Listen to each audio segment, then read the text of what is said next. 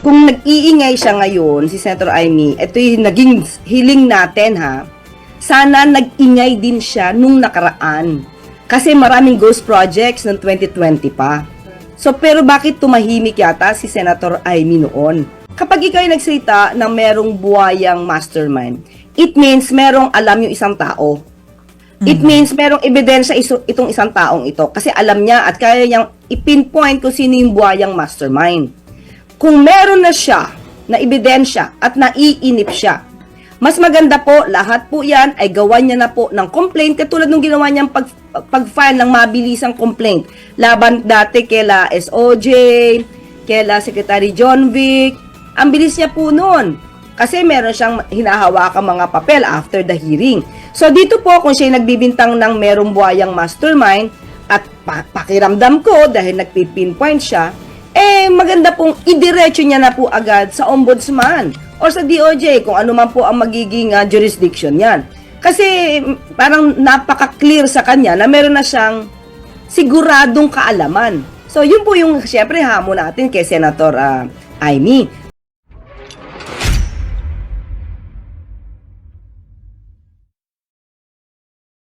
Kanina mga bandang mid-afternoon kasi nung nagsalita yung PNP na nagpadala sila ng ng specialized team na doon sa Camarines Sur do sa yung 11-year-old na bata So para magkaroon ng protection doon at saka para makita na rin kung sino yung inaakusahan. Meron na bang binigay na update yung team na yon sa PNP? Tapos yung PNP ay nag-report na ba sa Pangulo kung ano na yung nangyari? Because we all know na talagang malapit sa puso ng Pangulo tong issue na to matapos yung mabasa yung sulat. Ang sa aking pagkakaalam, pati po ang DSWD ay tumungo na po sa lugar. At totoo po na kumilos na po agad ang PNP patungkol po dyan. Pero i-update ko po kayo at tatawagan po natin si General Nartates kung ano po ang pinaka-latest po dito. Okay. Yung pinaka-detalye. Pero ang alam ko po ay talagang pumunta na tumungo na para po alamin kung anong pangyayari po dyan. Kasi yan po yung utos ng Pangulo. Pag sinabi po ng Pangulo, dapat agad kumilos. Yes.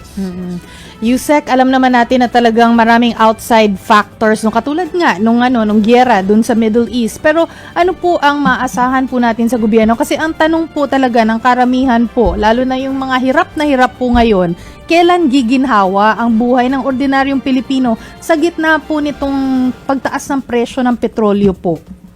Actually, cheeky ganito, no? Alam natin ang sitwasyon ngayon ay hindi normal.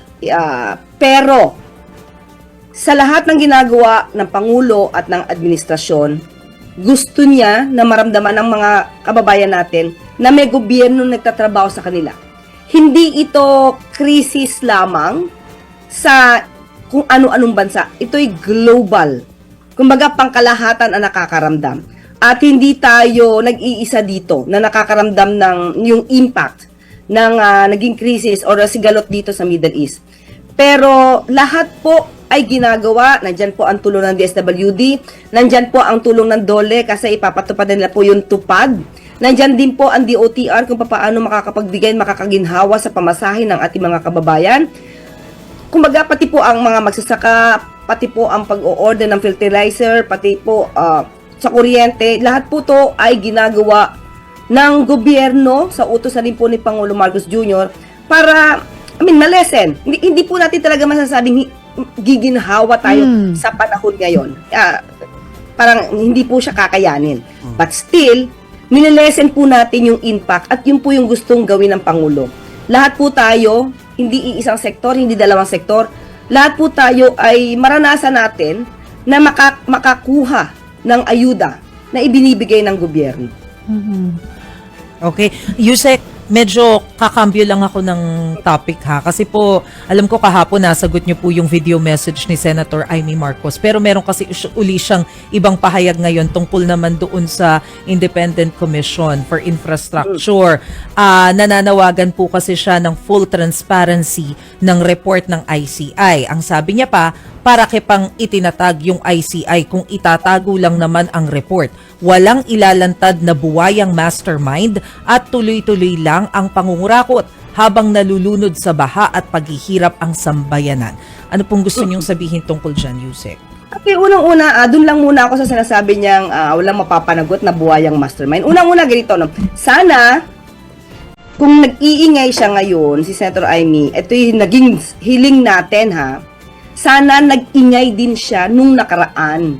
Kasi maraming ghost projects ng 2020 pa. So, pero bakit tumahimik yata si Senator Amy noon? Eh, alam natin, senador na siya noon. Hindi wait, 2020, parang hindi pa, no? But still, hindi ko alam po anong position niya at that time, but still, wait lang po, 2020, I don't know kung senador siya or what, kung anong position niya, but still, kailangan niyang mag-ingay. Kasi kung maingay siya ngayon, at alam naman natin kung sino yung pinaparinggan niya, di ba? Mukhang kapatid na naman niya ang kanyang gustong sirain dito. Sana nag-ingay din siya doon sa mga anomalya tungkol sa family, tungkol sa ghost projects noon. Well, anyway, ganito naman yan. Kung sinasabi niyang merong hindi mapanagot na buhayang mastermind, lumalabas dito, ito Chiki, Mase, and Jovi. Kapag ikaw ay nagsalita na merong buhayang mastermind, it means merong alam yung isang tao. It means merong ebidensya itong isang taong ito. Kasi alam niya at kaya niyang ipinpoint kung sino yung buhayang mastermind. Kung meron na siya na ebidensya at naiinip siya, mas maganda po, lahat po yan ay gawan niya na po ng complaint katulad nung ginawa niyang pag-file ng mabilisang complaint laban dati kela SOJ, kela Secretary John Vic. Ang bilis niya po noon kasi meron siyang hinahawakang mga papel after the hearing. So dito po kung siya nagbibintang ng merong buhayang mastermind at pakiramdam ko dahil nagpipinpoint siya, maganda pong idiretso niya na po agad sa ombudsman o sa DOJ kung ano man po ang magiging jurisdiction yan. Kasi parang napaka-clear sa kanya na meron na siyang siguradong kaalaman. So yun po yung syempre hamon natin kay Senator Amy. Kung meron po kayong alam kung sino man po yung buhayang inyong pinaparinggan, i-file nyo na po kasi para po malaman natin kung ano agad ang gagawing aksyon ng ombudsman at saka ng DOJ. Well, patungkol po sa ICI, yung pagbabagay po nila ng report, hindi po napusakop ito ng Office of the President dahil ang ICI naman po ang siguro ang dapat nang sumagot po kung ano man po ang kanilang obligasyon. At siguro po bilang senador, maaari naman po siya makipag-ugnayan sa ombudsman o sa DOJ dahil nag-report naman po ang ICI sa nasabing mga investigating bodies. Yusek, in speaking terms pa ba sina Senator Amy tsaka si PBBM? Hindi ko po sila nakikita. Actually naman ako, Monday lang hanggang Wednesday, hanggang Friday lang, no? So, kung meron silang mga events or affairs, Mga Sunday hindi lunch. ko po nakikita. Yeah. Kasi po, ang si First Lady po at ang unang ginang Imelda Marcos, diba? Yung mother mismo, meron po silang mga concert na meron silang concert, hindi lang ito para sa mga kaibigan, kundi para sa mga bata.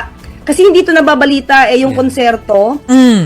Oo, every month ito before na ginaganap. Kasi ang guest diyan, ang mga viewers diyan, mga estudyante, nasa likod po yon karaniwan. Doon po sila umuupo mismo sa likuran nila First Lady Liza Marcos at saka ni former First Lady Imelda. Mga estudyante po yun nandoon at sino-showcase po ang galing ng mga yung talino ng mga Filipino artists natin. Yeah. So doon po, minsan nakikita ko po si Ma'am Irene, yung iba mga kamag-anak din po nila.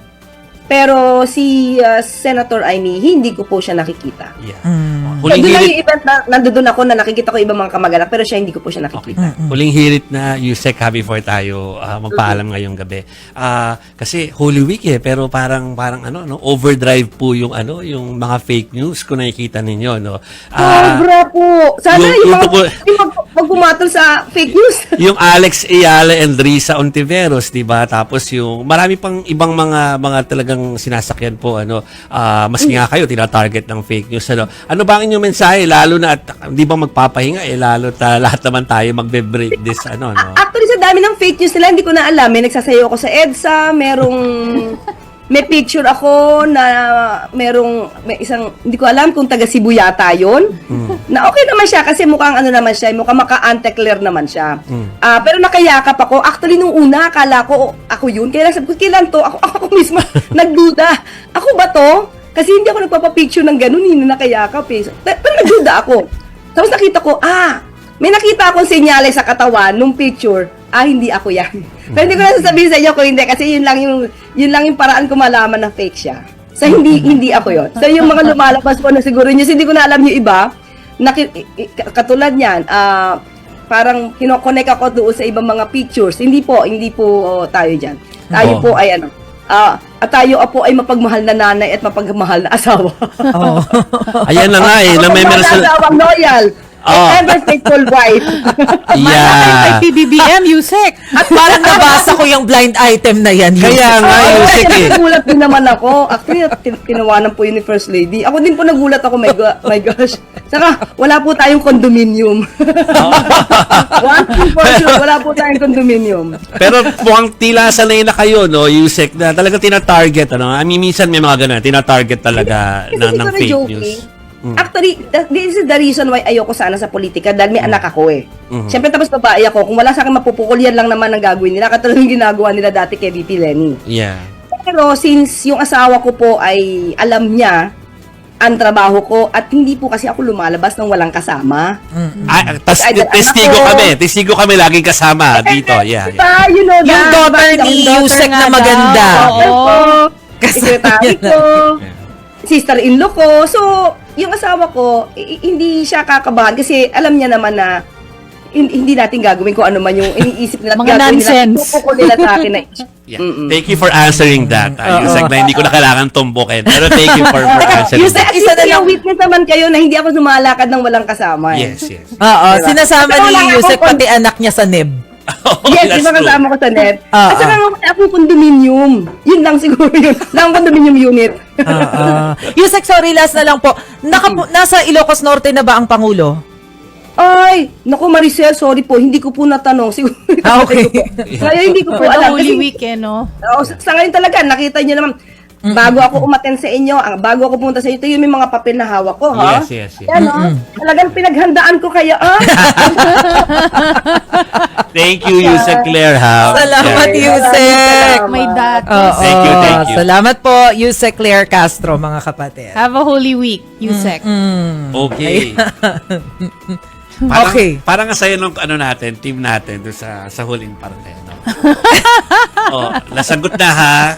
Marami talagang fake news. Alam mo kasi, meron nagsasabi mabuti sinagutin ni Yusek Claire, no? Kasi nagbigay ng kanyang paliwanag si Senator Risa doon sa fake news about her and Alex Ayala. Marami nag-comment sa doon sa post niya ng clarification na sinasabi doon, bakit ba hindi nyo kasi sampulan yan ng official Kasuhan nyo. Sampulan nyo na yan para madala ang mga tao sa paggawa ng fake news. Ano po? So sana nababasa yan ng mga official natin. Kasi pag pinalampas natin, Masasanay. Masasanay. Wala namang Akala nila mangyayari. okay lang eh. Oo. Walang consequence. Hindi, at saka maganda rin na itama kapag Yes. ka nakita na mali yung anong pinagsasasabi mo. yeah.